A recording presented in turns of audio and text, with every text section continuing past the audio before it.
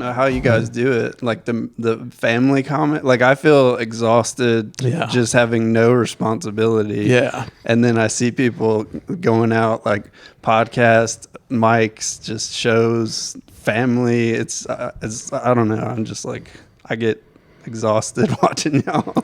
Yeah, it's weird because I got better at it when I had kids and stuff. Like before I had all that crushing responsibility, I was always just like, I might do some stuff. But then having the kids made me realize I gotta like plan my time really carefully. That's kind of what Louis says. Oh yeah? Yeah. He's like, I don't really trust people that don't have kids because like you need all that to like push you. Exactly. Yeah, that's kind of his philosophy with like, you know, opening with your closer from the last special too. It's like if you don't have the pressure, you don't do shit. So having like a career and kids and all that, it's like really helped me a lot. Like I got my shit together because I had all those. I have so little time now that it's so valuable that I do cool stuff. Yeah. I mean, not that you should do it. Yeah. This is my Adderall, man. Yeah, well, it can be anything though, because you can have like there's no rules to it, because you can have somebody like Stanhope who just fucks off all the time and just puts out. Yeah. I mean, just so much killer material. Like,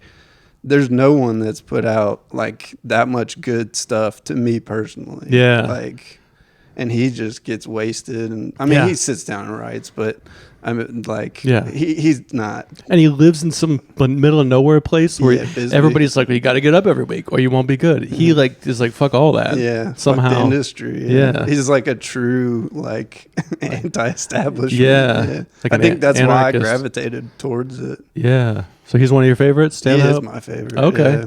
That's interesting because I haven't really seen you perform that much, but the times I've seen you kind of have done more like shorter jokes and stuff like that. Yeah, we don't. I mean, I do like bits and stories and stuff too. Yeah. But like that's just what came naturally to me. Was like it was easier to be funny, to be da da da da da da da da, and I like that style better.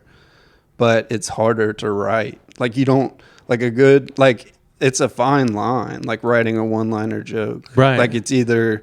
You know, that was amazing, or that was like a corny dad joke, and it's right there. It's a thin line too. Yeah. Sometimes one night it can be one way and go the other. Oh yeah, a lot of audiences do not want to see a one-liner comic. Yeah. I love it. Yeah, I love it. Yeah, I think we always need a few. Like Isaac.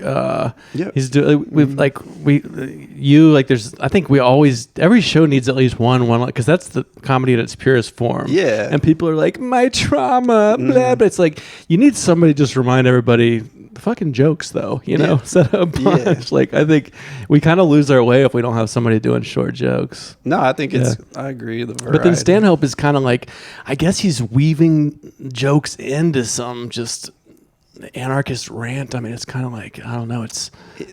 He'll say something that's like wrong to say, and then he'll go at it like a district attorney and like have this amazing argument with all these like punches in it. And then by the end of it, you're like, that was like so offensive and wrong and like shouldn't have done that. But he made such a good argument that he got away with it. Yeah. And he's just like the master of that. Chappelle's kind of like that too. Just says like, or Burr, they like, say offensive stuff, but they make these arguments that are so good. Yeah. The premise is like the opposite of what society is agreed upon. Yeah. Society. But then by the end of it, you're like, well, never quite thought of it. If you're not so offended that you just turn it off, or, I guess most people, they just take the one line out and they play it on NPR in the morning, and then you hear this one offensive sentence out of context. Like people get so pissy about Chappelle. It's like, watch the whole special. He's pretty smart, and there's a lot going on there. Yeah. One that always pissed me off was how people would talk about Shane Gillis because they like don't agree with his politics. Yeah. But it's like you can't deny that it's like funny. Like he's a funny comic. He's like the best new comic. Yeah, he's awesome. There's no one I think in his.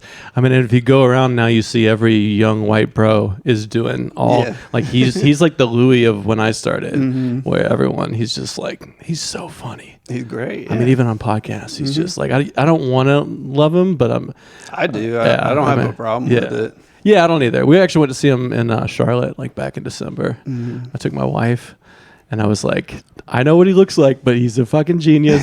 It's going to be great. And then we went, and like, he was awesome, but it was all like young dudes in their 20s. They were like too drunk, and there was a guy like throwing up. And my wife was like, what the fuck did you bring me to? I'm like, just wait when he comes out. Trust me. He's a genius. That sounds like his audience was like, ugh. That sounds like a Stanhope show. Yeah, we went, it was when he had first got canceled.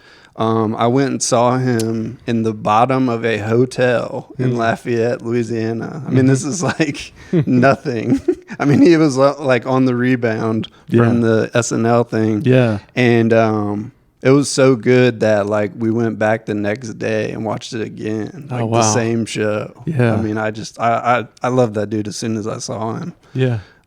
Same, like when it's that good, I'll like, I've watched his Austin special multiple times. I've watched that 10 times. Yeah, probably, because it's like, and most specials I watch 10 minutes of and I go, I don't even need to see all this. Like I hardly watch any specials, but his are so good that it's like, I'm like, it's almost like a album, like a band. I'm like, I want to like figure out how this. What's the magic trick here? Yeah. You watch it as like a technician. I felt like that's kind of what got me into comedy. Like I would watch like the mainstream stuff, and I'd be like, I hate this. Yeah. Like I don't want to throw anybody under the bus or whatever. You can do that on here. I know, but it's you just watch a lot of the mainstream, and you're like, this isn't funny. This isn't good. And then I got into comedy, and then I saw that there's people that are like amazing at this, but you've never heard of them. Right. There's some random guy in Atlanta that's the funniest guy ever.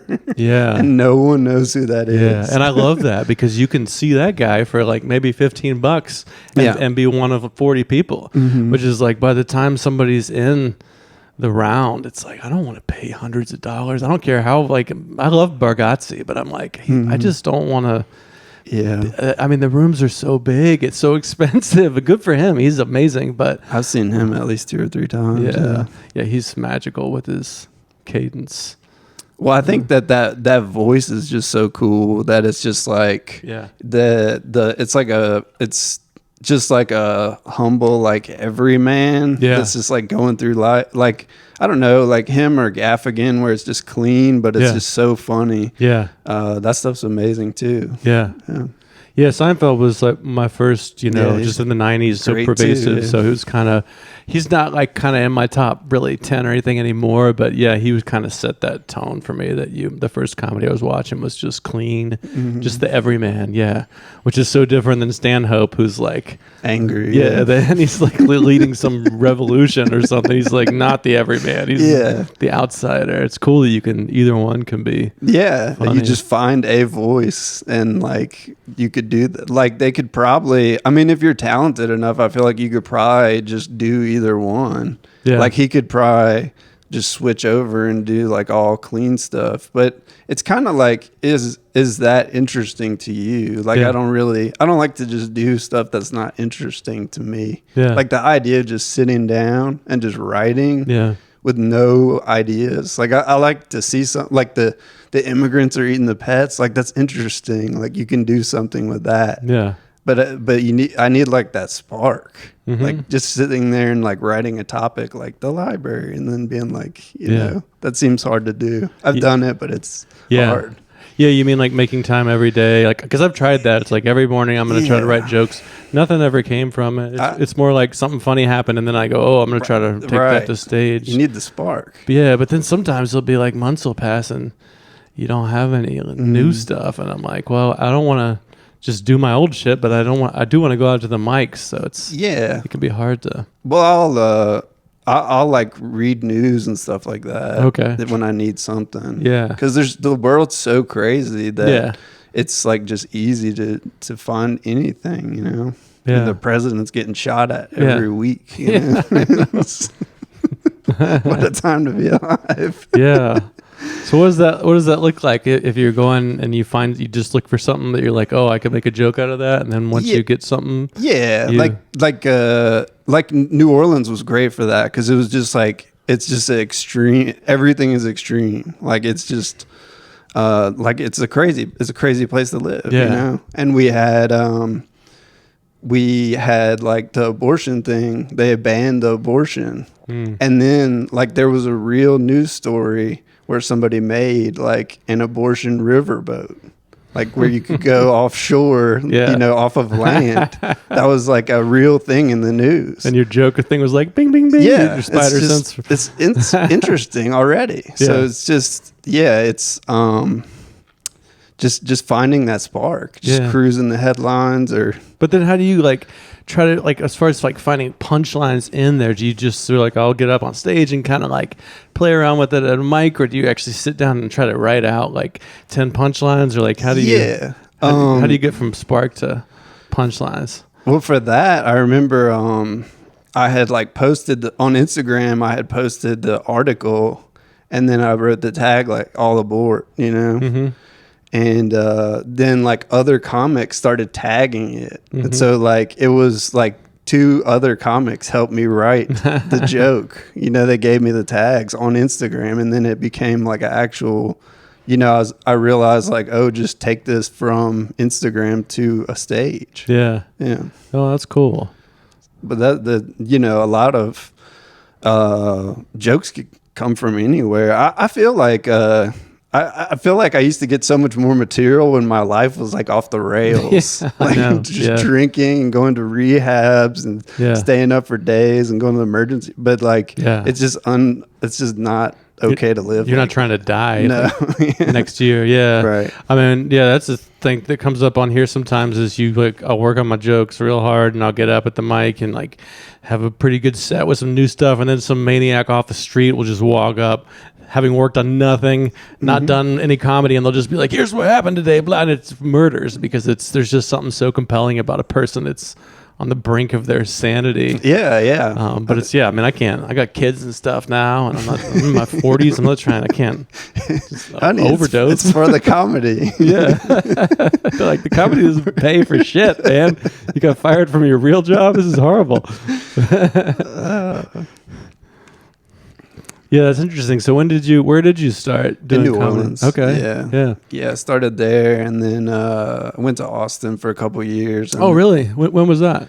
2017. Okay. Yeah, it was before the popped. Yeah. But it was actually like I went back this last year, and it's like totally different now. Which it's good that there's all that opportunity, but it's like shifted like the vibe. Yeah. It went from being like, when I went there, not that I don't like either side of it, where people are like just super offensive and there's no point, and I don't like when people are just like hardcore censoring everything. Yeah. I just in the middle, like just with everything, just like a moderate, but I went back now, like when I used to live there, just super liberal, don't say that. And then I went back this last time, and it's completely different. Why can't people just be like in the middle? I don't. Yeah. I just, this polarization is just. Oh, it's the worst. Yeah. I mean, that's kind of like, I'm ready to just drop out of politics because both sides, everyone's just like, you're not on our team. I'm like, I think we all are pretty similar. Like, both teams are like, wait, you got to like agree to all of our whole thing. It's like, when did it get so fucking creepy? Like, I mean, even Asheville, I would like to move this scene because I see us as being too liberal and, worried about virtue signaling. It's like, this is comedy, guys. Like, people from around this city don't come here because they think we're fucking snobs, and that's not good. Like, there's a lot of cross-pollination that we're missing out on because we're trying to be so progressive, but we're actually judging people and being close-minded. Yeah. But then I agree that the other, like, I watch Kill Tony sometimes, and it's just like, abortion, rape, blah blah blah. And it's like, where's the jokes? Yeah, if that's funny though. Yeah, but like, there's no jokes. Yeah, it's just you were just offensive. Yeah. So I'm the same way. It's like there should be a good mix in the middle, and this city's way too uptight about their shit. Yeah, just some stuff is just, it's just clearly joke. Like, I have jokes about hitting women. I'm not actually for that, but it's the idea that people don't have the nuance and it's not like a bit where I'm like, listen, guys, hear me out. We should be hitting the women. It's just a one-liner joke. But some people are so politically upset that they just are just angry, and it's like, this is clearly a joke. I'm not advocating this, like it's horrible. I've tried some things, so that's why I'm trying to get out of Asheville more and just have my community be more of like a broader thing, because I like the Southeast. I think that we're a very young scene, but the idea that you have to go to New York or even Austin is maybe in 5 or 10 years the South will be its own kind of cool. Like there used to be only a few mics in the South like 10 years ago when I started. Now there's like every little city has one.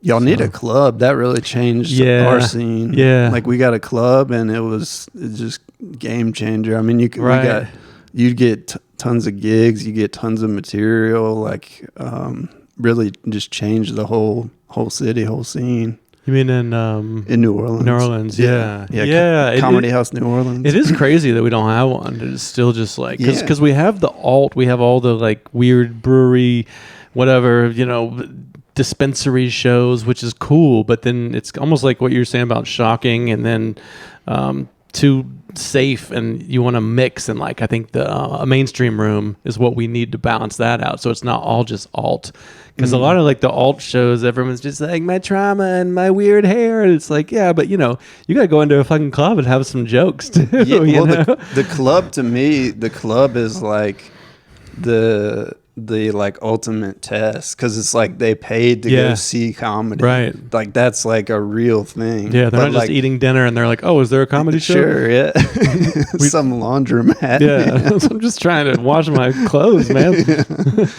That's what we had in New Orleans. Before the club, we had a mic that was at like a bar, laundromat, restaurant. Like they had everything under one roof. You could go, it's all comics, so you're like doing your laundry there, right, doing the mic. Yeah, because there's a bunch of comics, they don't own washing machines. No, never. I cut you off though. You're saying like the club, you feel like is like a good test for. Yeah, it's like the real thing. Like it's like people paid to see comedy, real comedy. There's not really like a bunch of rules. It's just for comedy for the sake of it, instead of being all this division, like, oh, this show is specifically for this group of people. It's like, no, like this is dividing it more. Like, right. All of that, whatever, it's great that all these groups have their own shows, but it's kind of like, isn't this just more divisive? Totally. I totally agree. I think that is, like, as cheesy as it sounds, that is one of the things I'm interested in doing in comedy, is getting to where I can talk about divisive stuff,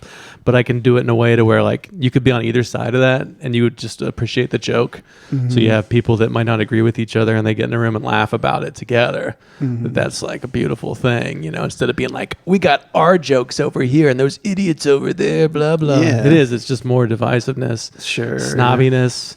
I mean, it's not progressive to judge some other group of people. It's like, I don't know. It's gotten to a weird place with it, because I've always been so liberal and so.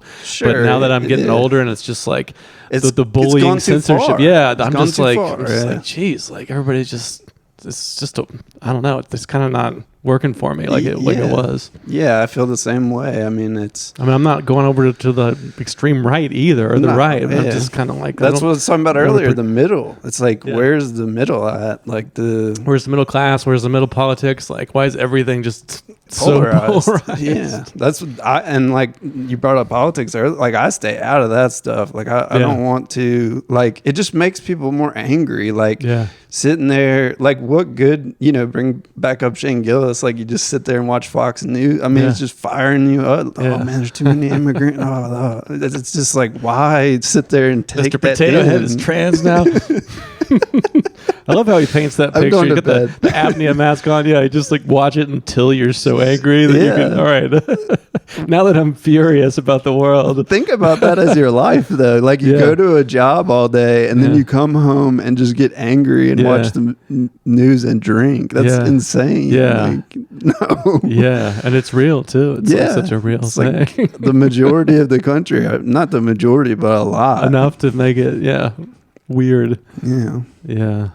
I feel like there's a lot of that. I feel like there's a lot of, I don't know, not that I've figured all life out, but I feel like there's a lot of people that have just like neglected, they don't have like a thing. So they're just like, angry, you got to have like some kind of a hobby or something. Yeah. I don't know. Totally. Like to just go home and just drink and watch the news. Yeah, and just absorb, and then you're just hearing somebody else's opinions. Yeah. And then you're going around saying them like they're your own.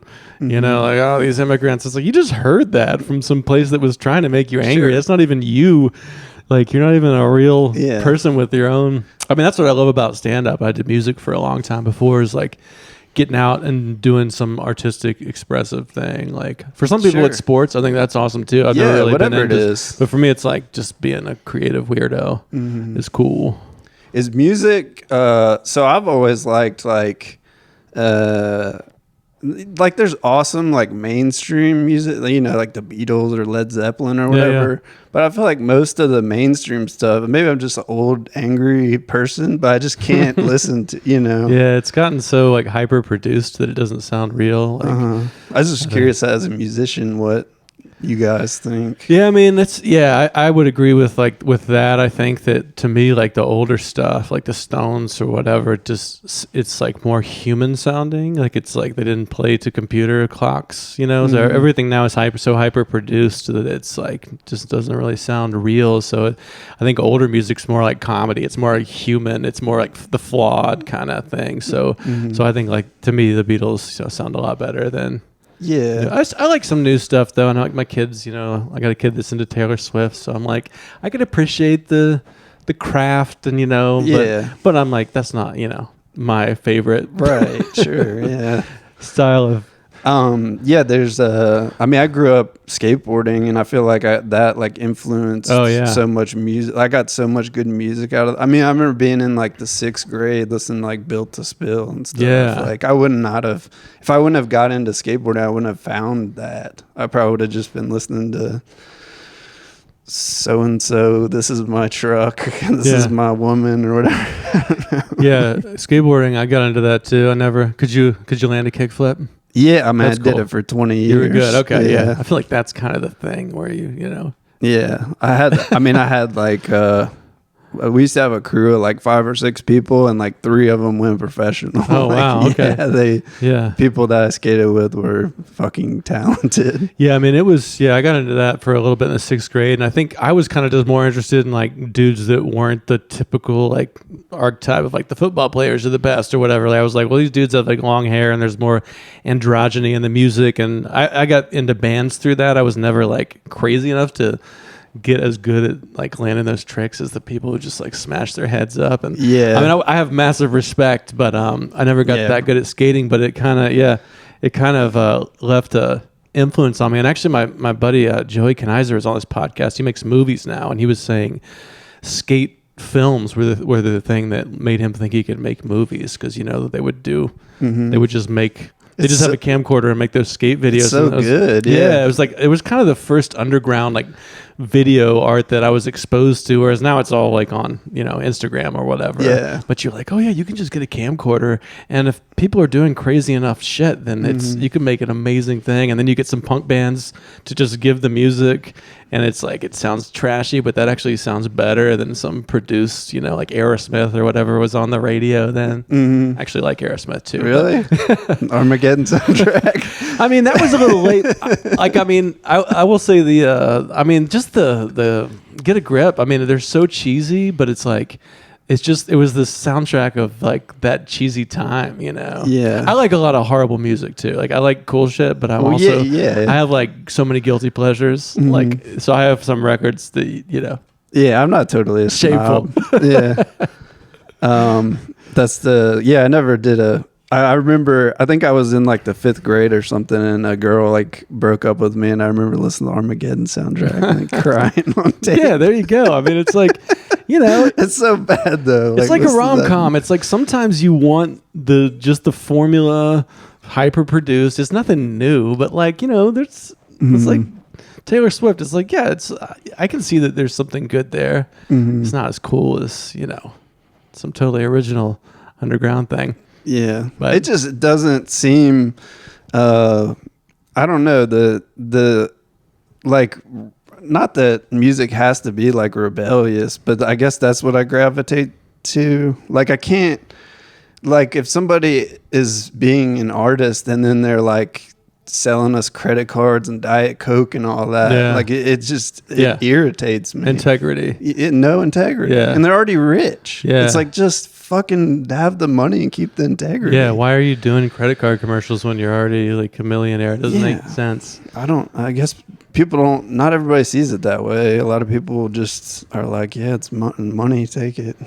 Yeah, because I got into like the the skate stuff and the indie stuff in the 90s. So it's like everybody was like, you'd have to fuck Nirvana now because they belong to everybody. And then I went to school for music in my 20s, and it was like, we only listen to obscure jazz. If you're listening to even things with 3 chords, you're an idiot. And then finally, after all this snobbery, now I kind of came back to being like, I kind of like to like things that the things that do are like totally legit, but then also things that are like, for people that don't have a lot of like cultural background in the art, I kind of like that too. It's almost like if you get too snobby about the music you like, you're almost like the comedy audience. It's like too snobby to like hear a joke about hitting a woman or whatever. Okay. It's like, you gotta check yourself on your, on just like, I've gotten better. I've gotten less angry. Yeah.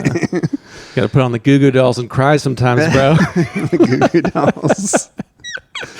Matchbox 20. I remember seeing, what is that lead singer, Rob Thomas? Is that it? Yeah. I remember seeing the thing. I was like in Austin. It was like on a street pole, and it was like, Rob Thomas is a genius. Think about it. I just remember like that's stuck. That's like in my head. Like stuff like that. It's like, is this true? Is this not? Yeah. Why did someone do this? Yeah. Like, is it ironic or not? Like, you'll never know. You're like, I don't know. Yeah. But that's what I like about comedy is I feel like I can gauge it. I guess it's like subjective art once again, but I feel like I can watch it and be like, that was good or that was not good. Totally. But with music, it's just like, I'm not a musician. I don't know. Like, and I feel the same way as a musician, that music is just a little more like, you might play a show for an hour and you're like, did we murder or bomb? Like, you don't always know, but with comedy, that's interesting. Like, 4 minutes, you're like, it's everyone knows, and I love that. There's just there's no smoke machines. There's no like interplay between the musicians. I feel like that's kind of why like improv doesn't interest me as much. It's a little more like, well, they're having fun. It's I like improv. Yeah, people shit on it, but I like it. Yeah, I mean, I don't dislike it, but I mean, stand-up is just for me, it's better. Just like just the person with a stool and a microphone against the world. Like, it's just, I just love it. It's like music distilled down to its just rawest form. Sure, yeah. No, we're in agreement on that. I just the improv that I've done, like it's like I've gotten a lot out of it just from like dealing with other people and being on stage. In New Orleans, we do a lot of we do a lot of like weird shows. Like we'll do like the open mic from hell, where you do an open mic, but they like fuck with you. Like there's all these like challenges and stuff like that. Just stuff that's like out of the box, where like anything can happen. And it's like they'll heckle you or throw stuff at you. Yeah, like there's like you pull a card out of a hat and it'll have a challenge. Like I remember I had one where it was like film noir. And you have to do your set, but you'd have to be like, act like you're in a film noir. Yeah. Or that's cool. Yeah, it is. Designated heckler. Like they'll have somebody in the audience, give them a mic and just let them just heckle you the whole time.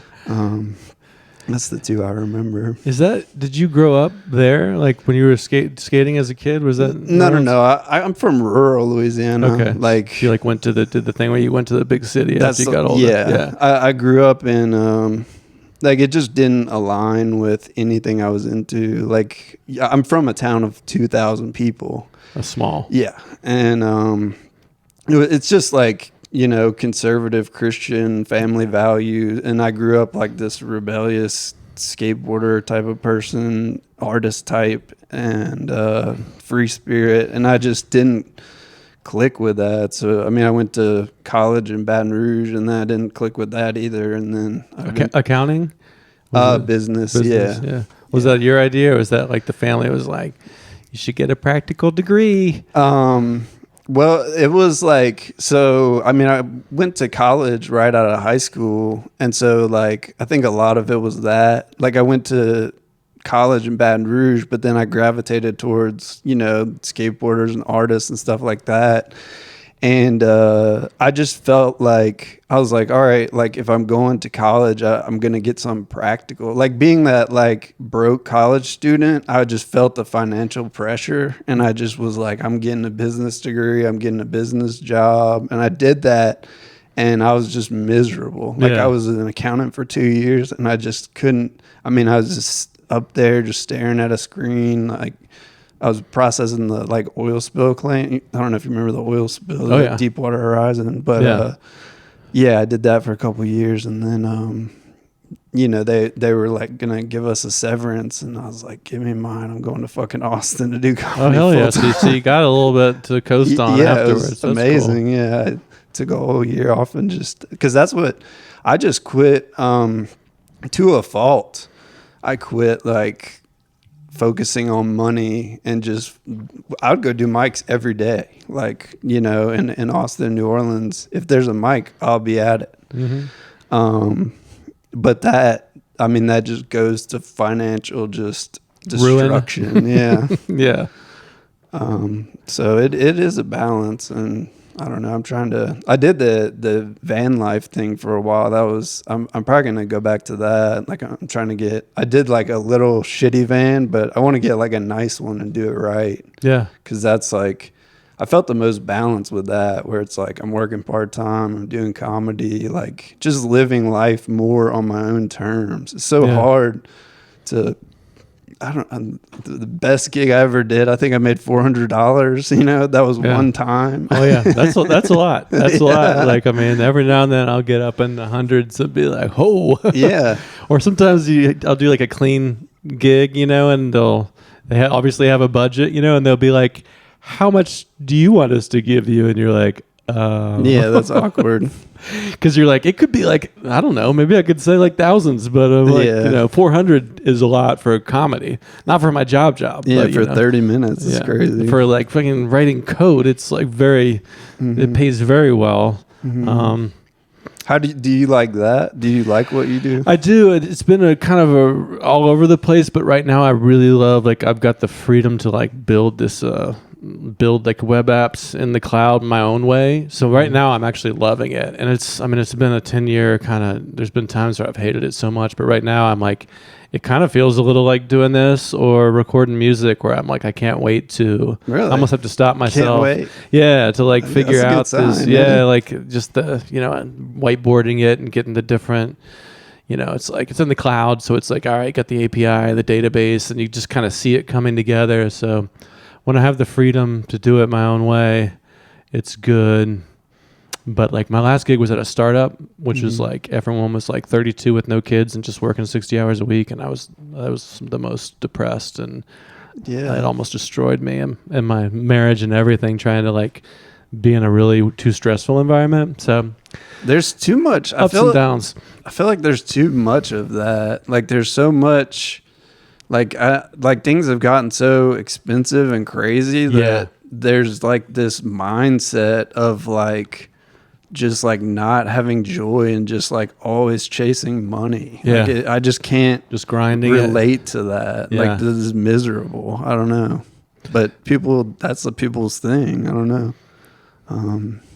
Yeah, I'm very happy now where it's like I managed to support my family with the work, but it's still kind of I can flex my time and we get the benefits, but then it allows me to do this and like go to Atlanta and do some shows, but not expect those shows to pay, not have the stress of needing it to monetize it. It's just like, my life's work is more like the comedy and the art stuff, but I don't expect it to pay the bills ever. Yeah. It would be nice to make a little more than I'm making. Yeah. But I don't know. I went through all that with music, like trying to make it, and it ruined it and it burnt me out. Mm-hmm. So I kind of came to comedy older and just more looking for community and fun. That's good, man. Yeah. Yeah. It's, I don't know where I'm at with that, because like going to the big scene is like exhausting. Like I've done it, I've lived in Austin, I've lived in Portland. Like it's, in Portland, like at Helium, like just the mic is a lottery. Like, you know, I went for a month. Like you might not even get to go up. Yeah. For a month. Yeah. And like you go every week for a month and sign up. Yeah. And like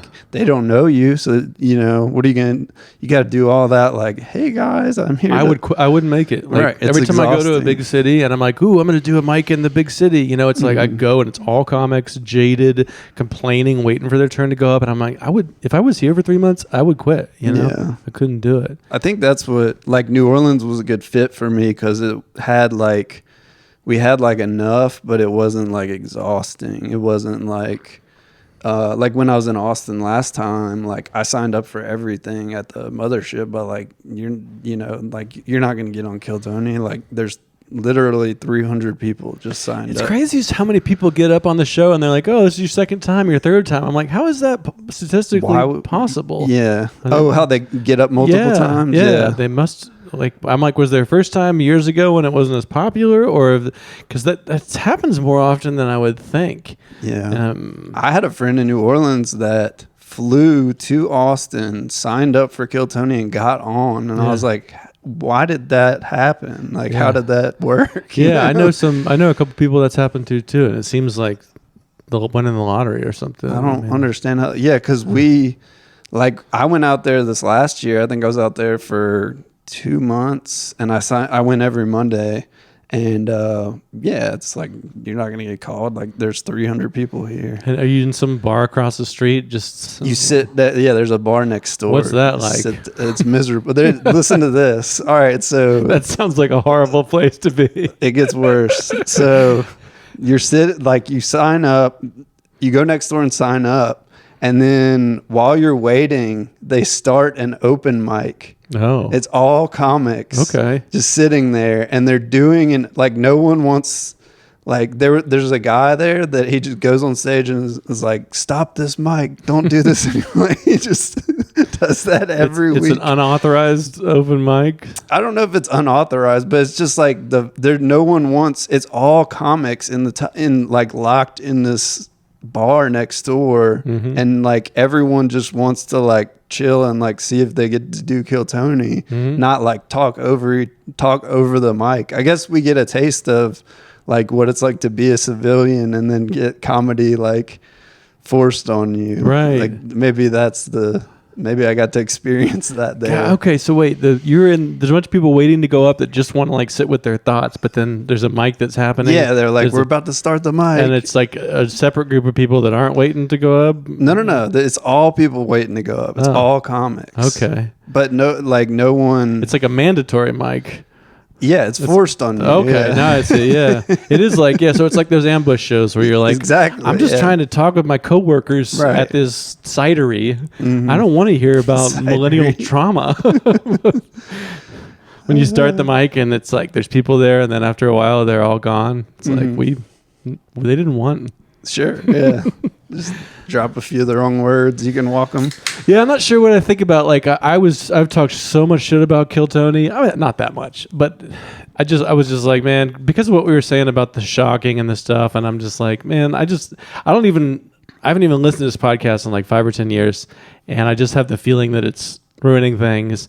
And then there was like the Biden-Trump one a few months ago, and this guy at work was like, you got to watch it, and me and Emily watched it. And we had such a good time. Now we've been watching it all the time. I really like it. You're back into it, yeah. Yeah, so I'm just like, it is kind of I didn't want to like it, but now I'm like, it is interesting. I'm not sure if I would really want to do it or not, but yeah, it's like, it is very interesting. It actually is like better than, we enjoy that more than most movies or shows we watch. Okay. Like we'll watch like a half of a bad Netflix movie and be like, let's just watch a little Kill Tony as a palate cleanser. I don't know if I don't know. I feel like some people they just want to see people eat shit. Like people like that. I don't know. It just makes me so uncomfortable when somebody like the idea that you would go up there for your first time. Like literally 1 million people are going to watch this. Like go at least sign up at the pizza place next door and go do a mic or something. Like Yeah. Don't just go in completely It's raw. crazy how many people are like, this is my first time Yeah, ever. it's It's insane. like, yeah, that was obvious. I don't know why. Like, can't we do a thing where we get take the 300 down to the 30 that have been doing it for a year? But it is kind of interesting to see people that are so bad and inexperienced, and then there'll be people that are so good too, or like the one the other night where the what's the guy that does all the characters? He did a character, Gary. He does the Dr. Phil guy. Oh, Adam Ray. Yeah, he had a character, so it was like you're watching like the worst comedy you've ever seen, but then you're watching these great comedians improvise the brilliant stuff. So seeing it side by side is kind of interesting. You know, it's like if you had like the most amazing guitarist and then a solo by somebody that's never played before. Like it's like, I don't know, there's something about the contrast that is kind of cool. Yeah, no, it's a fascinating concept. There's been it's like a sociological experiment of some kind. I've done comedy like all over America, and I've been to like so many mics where it's like they'll do that. They're like, all right, we're gonna do a minute, and then like after we're gonna do like a panel. Right. Like there's so many people that have like used that. Yeah, the Hot Seat kind of does that here. Yeah, I don't know. yeah, that's a good example. I guess that's a fun show too. The Hot Seat. Yeah, that's interesting. So yeah, you've really lived a lot of places and done a lot of. That's why I wanted to talk to you. I was like, I know you've done a lot of stuff, but you're kind of quiet, dude. You're not like 48 shouting about all the cool stuff you've done. I don't like that. I don't like it either. That's why I was like, I should talk to that dude. I bet it's it's like when somebody's just you're like, I don't even want to hear it. I'm well traveled. It's like just just showing off and stuff. Yeah, and there's plenty of that, which is fine. I mean, I think it just comes from a place of insecurity, and I have plenty of that. Yeah, so. I like at the end of the day, like Cody Hughes, like that's his. I watched his special; it's a great special. Yeah. Like that's what matters to me. Like, did you make something that I can watch? Right. Like, you can open up for so and so, and you like played at this place. But that doesn't really matter. It's like not to me. Like it's cool, but it's like the end of the line is like, did you make a cool thing that is done and I can watch? Like, that's like the finish line. Yeah. Do podcasts count, or does that? These are good. Yeah, podcast is good. No, I mean that is one of my goals. Is I want to have whether it's an album or get a good 45-minute set on tape just for that material is done now, like I'm coming up on 10 years, so it's like I would like to self-release it on YouTube, and there's a million that go up every day, so I'm not expecting it to get a ton of views or get me any next thing, but to have that, it's like your band, you want to put out that album and then 10 years later you can go back and it's like you kind of captured that moment because your material is always changing, so it's like once in a while you should capture it. So I think it kind of forces you to do new stuff, because I mean I know for me personally, I did the same stuff way too much. And I taped like a 30-minute thing, but I didn't sell. I sold 13 tickets. I did good. I literally sold 13 tickets, and I have every chunk of it in different places, and then I was just like, fuck it, I'm just gonna take the best version of every like a mixtape and just put all that together. Because the idea that you're gonna, it's hard to put all that together, then get an audience, then do good, just all of the factors. Totally, because you can, and so much of it is out of your control. Yeah, you can get it all, and then they just didn't. It rained that day or something. And it's like that. But I used to go to the mic, and I would just, if we had a good crowd, I'll just set up my phone and all right, I just taped a 6-minute bit perfectly. It's all done, and it was just because it was organic. It was because I was at the mic, we had a good crowd, all this, and it wasn't all of this promotion and selling tickets. That part of it is exhausting to me. Yeah, same. And it's I know that, all the shows I do, it's there's going to be comedy. Maybe the headliner, but the people aren't buying Ryan Cox tickets are on sale. Yeah. I'm not delusional, I don't even know if I ever expect it to be let's buy a ticket with the dude's name on it. But there's people that are they want comedy, and I happen to be the guy that's doing that tonight. But I don't know if I've ever really met people that have like a draw. Yeah. Like people like us, like yeah. at like this regional, level, yeah. where it's like, oh yeah, like they're, I'm going to see him. He's going to be on this show. Yeah, like people post their flyers and stuff, but I don't know if they have like. That's more for just showing off that you do shows. I guess. Yeah. I think like, even some of the regional people or people that do the clubs and stuff as headliners, I still think most of the people in the club are just like, oh, there's going to be comedy tonight, so we'll go. They're not going like, oh, we got to drive into Chattanooga because this headliner's there. So that's nice. If you can get in with the clubs for headlining, then it's like, hopefully on Friday night, people are just like, let's go to the comedy club. And, it doesn't have to be your name so much as like the brand of the club that brings people in. Yeah. No, that's what, to bring it back to what I was talking about earlier, that's what was great about having a club, because like we would have shows and then people would just be like, we're going to go see comedy. Mm-hmm. And then, the booker's going to put funny people on the show. And then it's like, you can actually get a real audience and experience that without having that draw. Like you can't, I don't know how you get fame. You got to be famous, I guess. I mean, look at that Louis Katz show. I mean, that dude is fucking awesome. Yeah. What was that? 20 people, 30 people? Yeah, which was actually like really good for like that room. Like that was one of the more successful. But he's that's a great New York City comic. Yeah, like that is a like. Yeah, he's an interesting guy because I feel like did you watch his special or at the beginning? I've been a fan. Yeah, roasted by like Mark Maron and Stanhope. Yeah, all those folks. So it's Dave Attell. So it's like he's all like the legends. It's like and then someone like him. It's like I guess that special this is his attempt to make it all the way to what we're talking about. It's like you buy a ticket because the dude's name is on it. It's so deserved too. Yeah, like, right. You go in decades of work, New York, Comedy Cellar. God. What else do you need? He's really good at it. But then he's just like doing a brewery show for some folks that are like, oh, there's comedy tonight. Like you came because you knew him. Right. I don't know that everybody was aware. They probably just followed the booker and like this I always go to funny shows with this person. Check this out. Yeah. But great comic. Do y'all have y'all had a lot of people go to New York? From the Asheville scene? Yeah, let's see. Like, Petey was like up there for like a minute when they 10 years ago with the guy named Macon, and they didn't last long. So there's some of that. There's a couple of South Carolina comics up there now from Greenville. I don't know if we should claim them or not. Tom Peters, who was the original guy that ran the Odd, he's up there.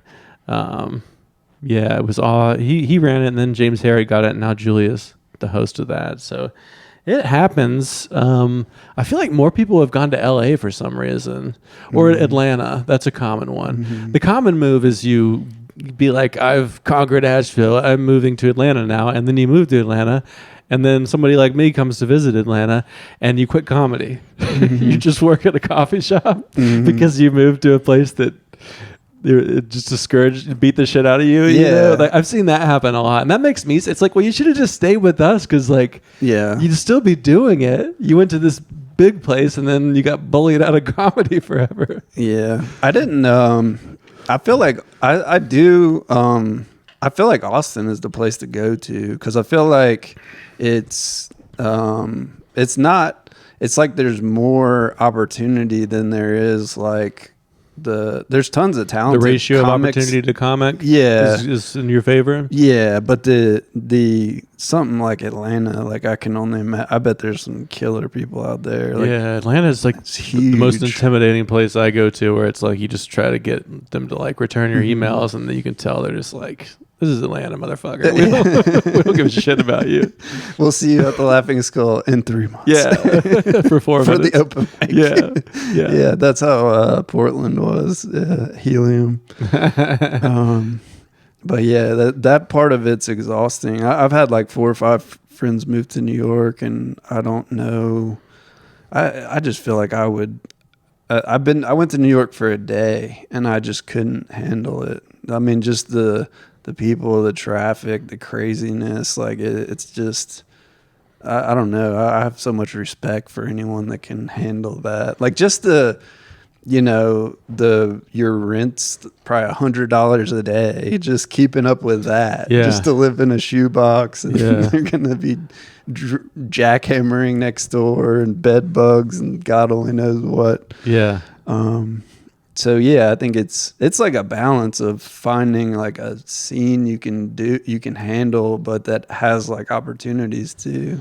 But I like what Cody did, where he made he stayed at Asheville and made a good thing that I could watch. Like that is like success to me. Yeah, same. That's way better than, oh, he opened up for so and so. Yeah, like that doesn't matter. Yeah, that doesn't matter at all. Like how many bands have you seen? And there was an opening band that you're like you don't even remember. It's not like that's something that you put. I've seen people drop into the mic and then they'll be like, "Oh, I opened for so and so." Mics don't count. Mics don't count. It's worked with. It's like you didn't. Is Mike? Is that working with? I guess, I've opened for Ron White. Yeah. Cap City in Austin. Yeah, the names that I put in my bio are actually like, it was a paid show. Mm-hmm. But still, it's like, I mean, I would much rather have the cred of like, and Ryan released his album than just like, he opened for, this person that you've heard of. It's like having some creds, I think, hopefully, I mean, I don't know, because I don't have any good ones, but would help me get into the comedy clubs, and make the path to being a headliner in another 5 years or something like that. Yeah, it's definitely a plus. It's just for me personally, if you have a thing that I can watch and it's good, then I have like a certain level of respect for you, because I've only known a handful of people that over the 8 years of doing this, where I've they put out a real thing that I could watch, and it's like, even if it's 20 minutes, it's good. Yeah. Like that, actually better if it's that. Yeah. Because then you don't have to be like, how much longer I got? Yeah, a good 20, 30 I was minutes. happy at 20, but now that we're at 40. Yeah, there's some filler in here. Yeah. Have you ever seen somebody just bomb for like an hour? Yeah, it's crazy. Yeah, several times. Yeah, I've only seen it a handful of times, but that's fucking crazy. Yeah, and then you're like, this is like, I gotta get outside for a minute, and then you come back in, and it's like worse. You're like, oh, they're just like balled up on the floor, like metaphorically, but. Yeah, Sam Talent did one where, the special where he did like, kind of like you were saying, the little vignettes. Yep. Where it's like, I think that is kind of a way that maybe I could do it that might be easier, is to get a few different good sets and then stitch them together with maybe even like a few interviews or just some scenes, rather than trying to be like, it was all one moment, because that is harder to pull off. Well, I just got, I got it in my head that it had to be all in one, and it has to look cohesive. You got to have the same clothes. It doesn't matter. Like, why does that matter? Yeah. Like, if it's just like, this section was funny, this section was funny, it's like, who cares that your clothes changed and it's different? Like, that doesn't, that might even make it more interesting. Yeah. It's like you're changing it up. Yeah, I just watched that Sam Talent one like earlier this year, and it was that epiphany that you're just saying. I'm like, it doesn't have to be, it actually is kind of cool that now he's in this room with this outfit on, now he's over here. It's still a bunch of, it's not like he's doing the same jokes in each one. Yeah. So. Mine too is like, people will pull back. Yeah, like this, like this crowd is going to be down for this, and then this crowd will be down for this. But this same crowd, they were down for this joke. Yeah, but so take the next one, they're not down. Yeah, I feel like you have to get good sound off the board, though. That's like a thing. Where it's like I'll do like the reels and stuff where it's I try to get the best sound I can in the room. Like the music hall is kind of hard to get good sound, whereas the odd you can actually get. The sound's better because it's just a small room, So trying to get I've been doing the North Carolina Comedy Festival. I just did it last week, and I did it last year because the guy that films it he does the best film I've ever had anyone do, where he gets the sound off the board, he puts the mics up and gets the audience, and he follows you with a camera with a lens on it. I don't know much about cameras, but it's more than just a stationary one like this. And so what I've been trying to do is just like every year try to have like, here's my new 10 minutes, and then I go there and I get it filmed, and then I'll put that up and then cut the reels out of them. That's good. Yeah. You still don't get the full, it's like a bunch of 5-minute chunks that hopefully look, but you still don't get that full, like the album or the record thing, which I hope to get someday. Yeah. Well, I think that something like that is when you have a draw. Yeah. Like, cause that's what I was saying earlier. Like I headlined our club, and like, I sold 13 tickets. No one knows who I am. That's like 13's pretty good. That's good. My girlfriend, my mom. 11 people came. You're loved, it's good. Yeah, I headlined like one of the local shows, like similar to the Louis Katz show a couple of years ago, and it was about about that many. I think a few more people may have wandered in. We might have had like 20 or 30 total, but I was like, I really thought some more of my friends like would get babysitters or whatever. Yeah, but it was about that much. It was a little humble. The draw was humbling. It's like, okay, I guess I don't need to ask to headline again anytime soon, because those 13 people probably aren't going to come back in like 4 months to hear most of the same jokes. I was definitely guilty of that for a while, just the same stuff. But that's what's so good about having so many like, I'm surprised y'all don't have more mics. Like you got like Sunday through Wednesday, but the rest of it. Sometimes Thursday, yeah. Mm-hmm. Yeah, it is, yeah. And I don't know. I talk to comics and like start some mics. Yeah. Like, that's the best way to get better too. And it's the way to give to the scene instead of just being like, when do I get booked again? It's like you're actually creating some infrastructure. You're setting up some chairs. That's good for your karma. Mm-hmm. So it's good. It's good stage time. Like you can get paid to do comedy. Like every comic is broke. It's like, make $50 and host a mic. Like, and I've seen it like James Harrod. I mean, I've always loved James' jokes, but when he started hosting the Odd, it got better. Yeah, it's like he was warming up that cold room week after week, and then it was like, holy shit, okay, now he's like, maybe I should have done something like that. Yeah.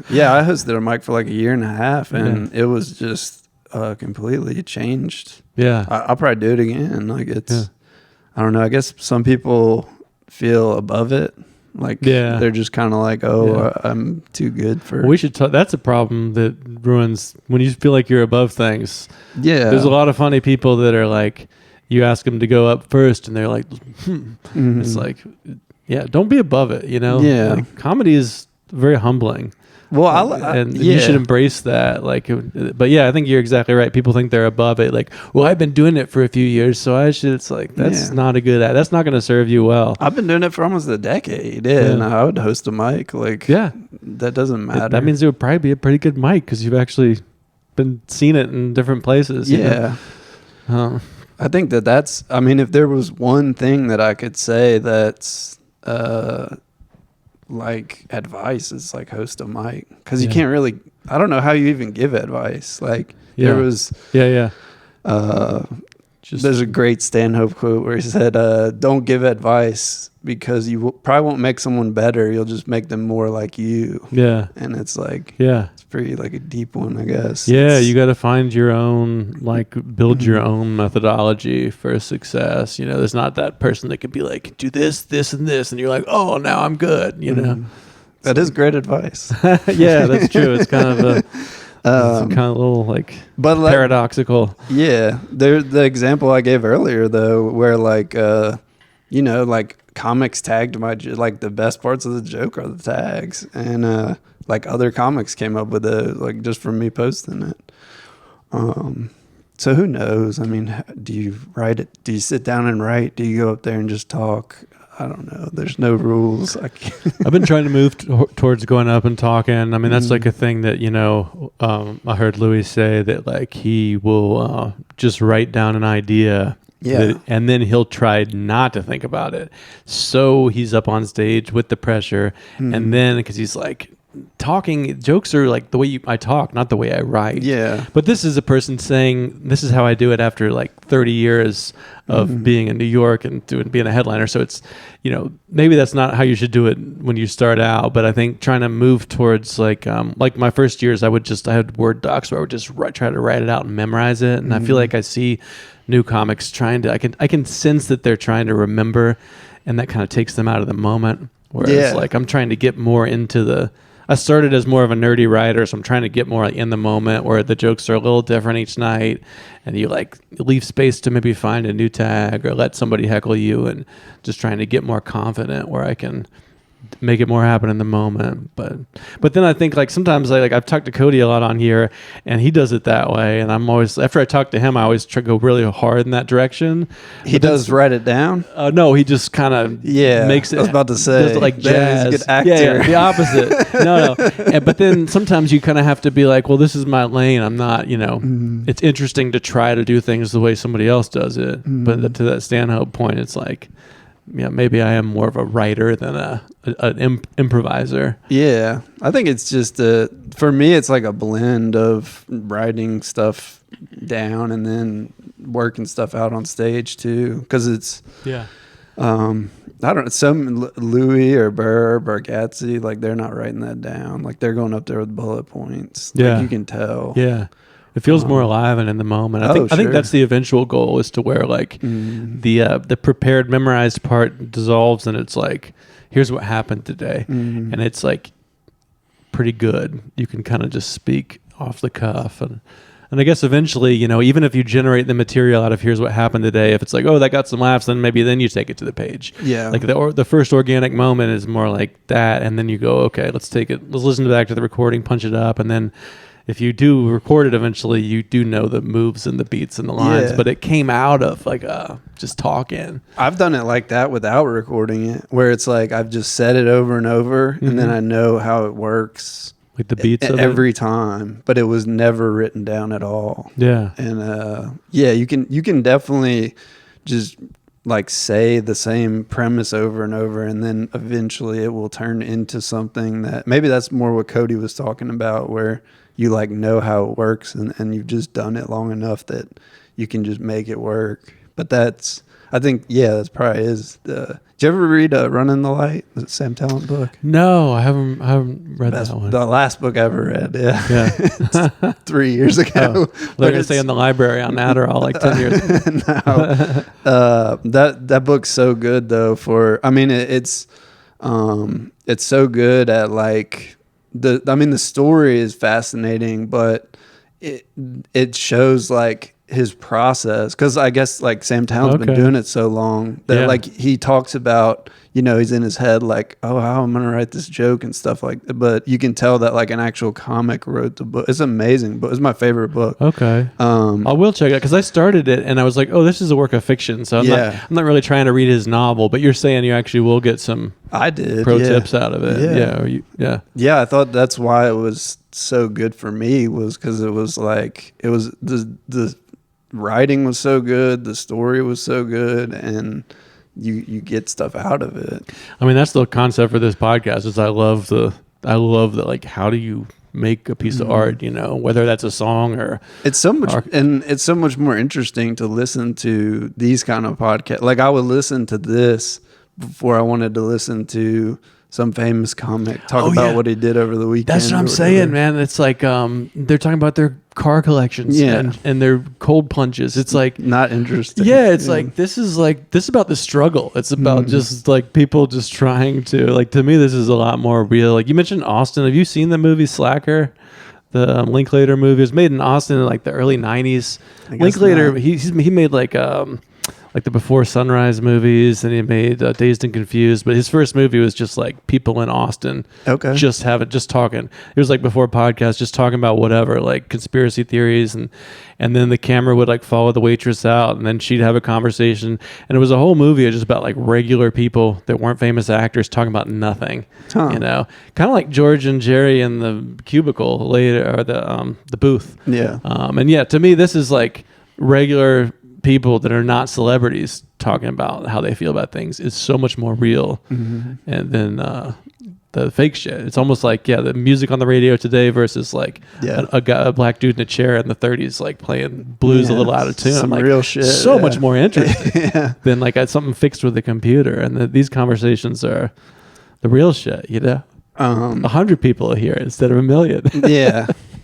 I've been gravitating towards that on YouTube. Like, you ever seen that guy Peter Santinello? You ever heard of that? He just goes to a random place in America, and then they just like he just goes on a tour. Like he'll go to like rural Illinois and just talk to people and be like, what's going on? What do you guys think? Like what's going on? Like he'll go to the border and be like, what's going on here? Yeah, because you don't hear that on the internet. You hear the same types of people saying propaganda. Yeah. You know what's going to be said based on the channel. Right. But like if you go to this dude's YouTube, it's just like he's at the border talking to the Border Patrol. Right. What do y'all think? He's talking to immigrants. And he's not running it through some filter of like, our sponsors didn't like the part about the thing. We have to take that compromise. Out. Yeah, that's I want this podcast to get more into like I don't listen to comedy podcasts anymore because I like that not being influenced by them. I listen to them and now I'm doing my own, so I listen to like science podcasts and other shit. But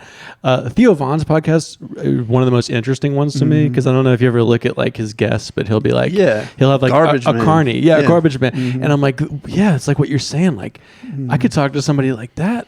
Way more interesting than like a celebrity comic interview again. It's like a dude that worked as a New York City trash guy for 30 years. Like that story is not on the internet a million times. Like that's and then that might give you ideas for your own bits and stories too, or every conversation you have goes into your brain. So why absorb the same conversations that every mainstream person like we're trying to kind of have original perspectives. So talk to some fucking weirdos, I think I think all comics at one point listen to like a Joe Rogan or something like that. It's Maron or Rogan, it's like, which side are you on? It's at one point I listened to both of them, but after a while it's just like, all right, what else is Joey Diaz gonna talk about? We know all the stuff. Like, why am I burning my hours on the same thing? If it's a really interesting guest, I'll check it out. That's kind of what I do. Like I saw Chappelle was on. I'm like, well, there you go. Cancel my 5 o'clock because I'm listening to this whole thing right now. It's amazing to me that those comics like that never, like a lot of them I feel like lose steam. Like you ever see comics where they have these albums and you're like a fan, and then by the time they get to Netflix, it's like watered down. Like they already burned up like 2 good albums, and then like by the time people know who they are, it's like, damn, you like, especially if you recommend it, like, let's watch this dude's funny, and then it's like, that's the worst. I don't even do that anymore. Like I'll screen it and be like, all right, we can watch this. It is funny. But like because it could be a comic that you like. And then like this wasn't a good special for them.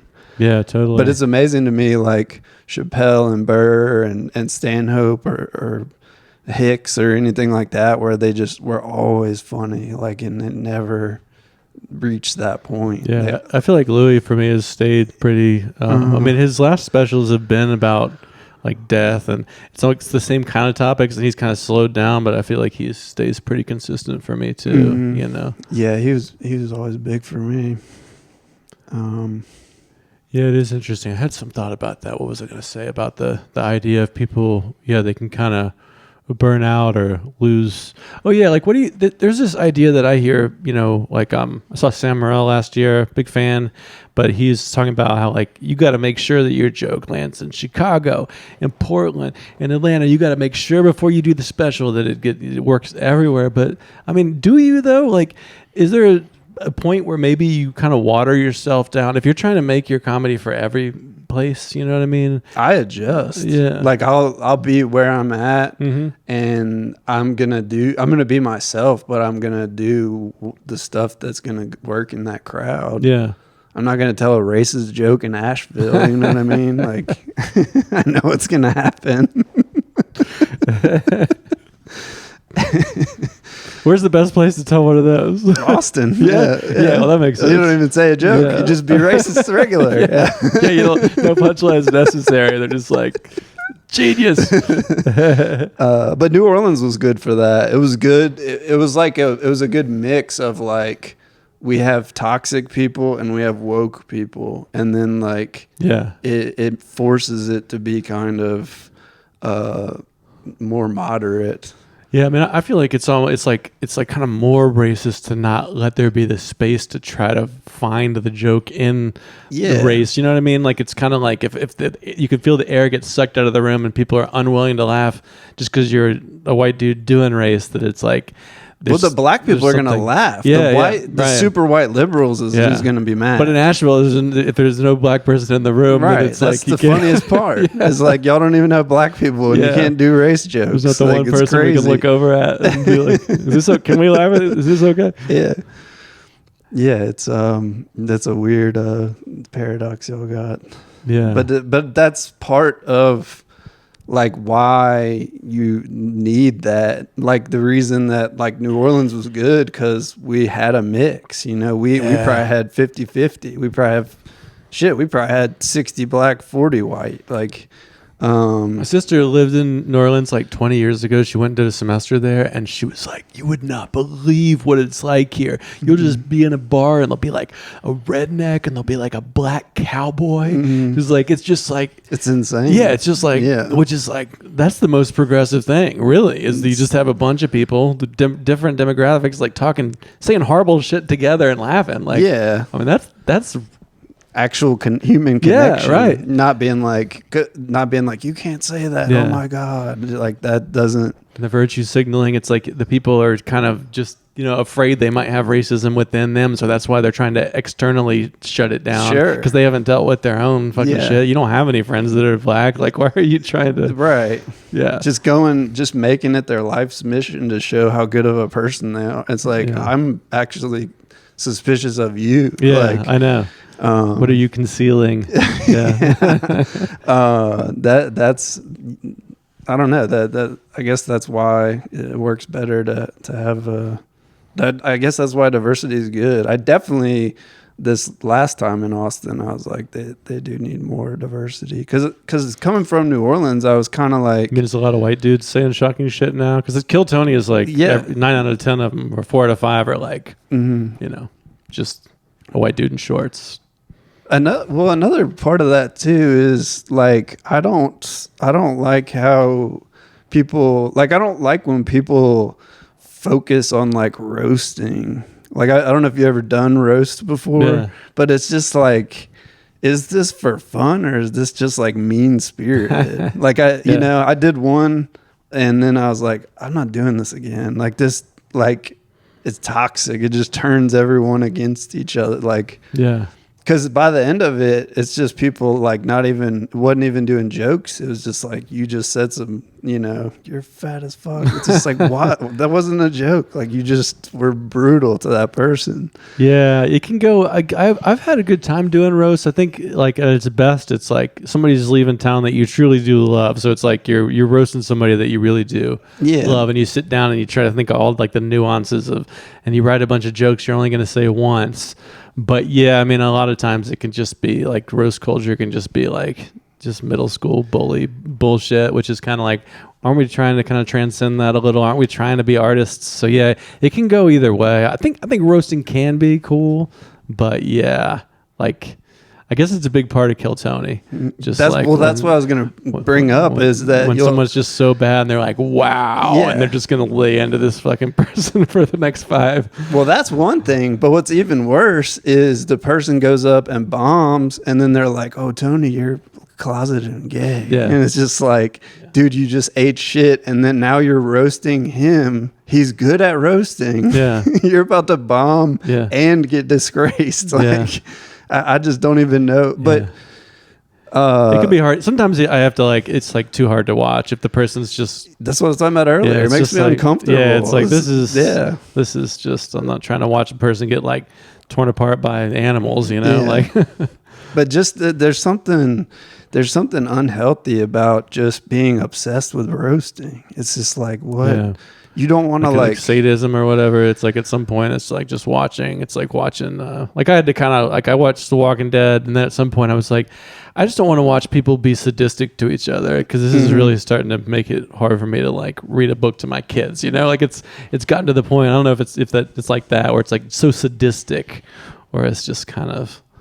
Yeah, it's all about the intent. Like when it gets to be like mean spirited, I don't really like comedy. To me is about like having fun and making fun of things, but like the intent of just, especially if you're making fun of like some crazy celebrity thing, like that's one thing, but like if you're talking shit to somebody that's like you're gonna see every day, like that's just gonna make it weird for y'all. Like I don't know. If you have a Justin Timberlake joke, that's not such a big deal, but just roasting some random person that is a barista, I mean, is that really healthy? You know, it's weird. The roasts that I've done, like right before the roasts, are like always like people that like you've never hugged before, like what to hug. Like it's this feeling of like, is this the last time we'll ever be friends? You know, like what is the shit that? Yeah, because there is definitely some things that are too far, but then it's like, what is that? You know? Yeah, I did one of those one time. Yeah, because like the Comedy Central ones, they're just roasting celebrities, so it's like you might not hang out. It's not like someone that you'll see around, like you're saying. Well, it's also more accepted because it's not like, if you make fun of Justin Timberlake or whatever, like that's like that person is well off and successful. Like it's not as hard to watch. Like if somebody's in a wheelchair and you're like, you dumb piece of shit, you can't walk. Like that's like, it's just like it makes you uncomfortable. But if you have something where it's somebody that's like up high, and then it brings it down, then it's like, okay, this is like, this is actually entertaining to me. Instead of like somebody in your local comedy scene that you're already kind of worried about for a lot of real reasons. You're like, do I really want to like punch down? Well, I don't actually believe in that. I wish I hadn't said that, because the punching down, I don't like. It's fine if it's language. If it's funny. If you have a punching down thing that's funny, because I remember a comic telling me that's some advice. Never punch down. It's like, if there's a direction, what is that about? You're saying they're down there like that? That's flawed. A flawed premise for me. Yeah, it's just and I brought up so many examples. It's like Chappelle, Anthony Jeselnik, like I remember when she said, "Who's that?" and then I was like, "All right, that's the end of this conversation." Jeselnik's interesting because he almost everything he says is false, whereas like Chappelle is like more the typical thing is, I think you're mostly talking about real life experiences, but then you exaggerate or get absurd at the end of some jokes. But Jeselnik's just like, I am a villain from like a movie. Yeah, it's just totally fictional. Yeah, which is like, it's kind of interesting that because I mean, once you commit to that character, I don't think he could really do. Yeah, that's just his brand. Do like a stream of consciousness album. Yeah, right. What do you guys think about trans? Like an upright bass player. Like, Skittles are weird. Yeah.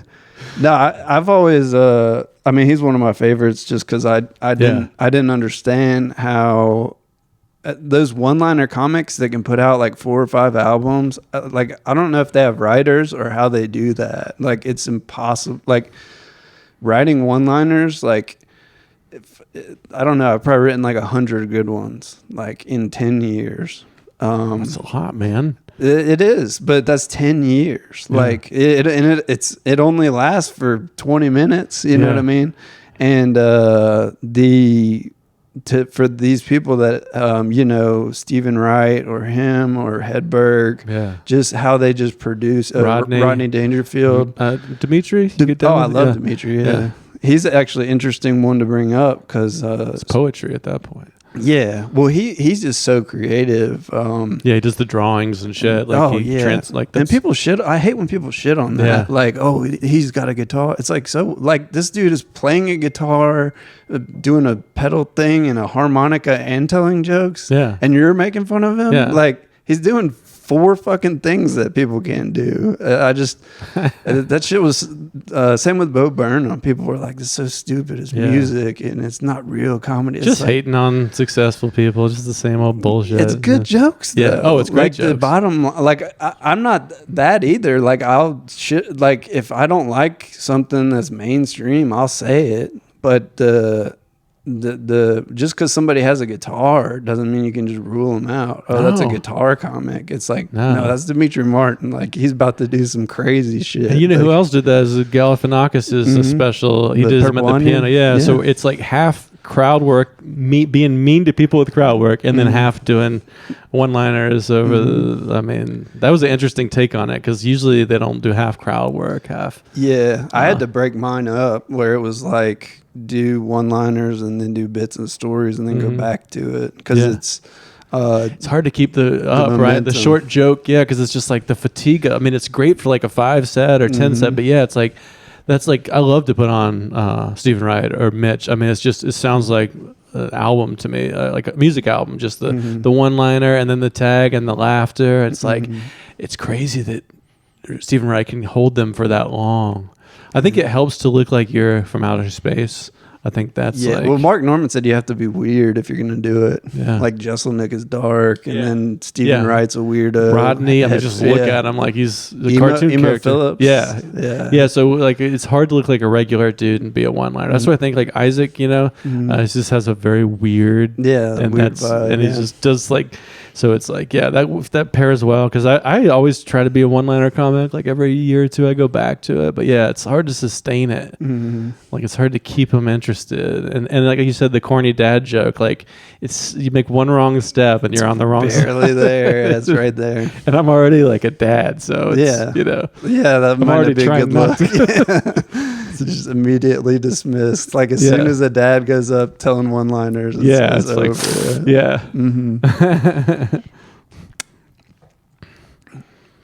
I don't. I've heard good dad jokes before, but what is a dad joke? Doesn't it kind of mean it has to be bad, or does it just mean? Because I'll put the hashtag on things sometimes when I'm talking about dad stuff. You want to hear a good dad joke? Yeah. I try not to tell dad jokes, but when I do, he laughs. It's a good dad joke. Yeah. I don't know. I saw it on the internet 10 years ago. I remembered it. So whoever wrote that, some random person on Reddit. Reddit. It's real. It's a dark place to be. Yeah. I get... I think I was like reading something about Kill Tony on Reddit, and then somehow it's subscribed to me, and now it's just constant. It's like I don't want to know every. Reddit's gotten like I Google like code questions all the time for my job, and Stack Overflow is a site that's just for that. But in the last year, Reddit has started to be like half of the answers. I think Reddit is. It's good. Yeah, it's like on the rise. Yeah, I wonder if it's just not scrubbed. It feels like it might not be scrubbed as much as other. I don't know what it is. It's like Reddit has got its own. Well, it's just like it's real. It's dark. It's But I feel like it's like if you want like an honest, it's just more honest. I feel like I don't know, but sometimes it's like it's honest, but getting on some of like staying on something like that is just like it's like watching the news all day. Like it's just negative. You know? Like if you the way things are like financially, how it's just everything's so expensive. If you go on Reddit and read about it's so hard to pay bills. Like that's just so bad for you. I feel like like my brain. I mean, I think all our brains so plastic. Like if I start just seeing something, then that just becomes in my brain. It affects my. Okay, we gotta wrap it up. The library's about to close. After all, well, William, thanks for coming on. Yeah, it was fun. Yeah.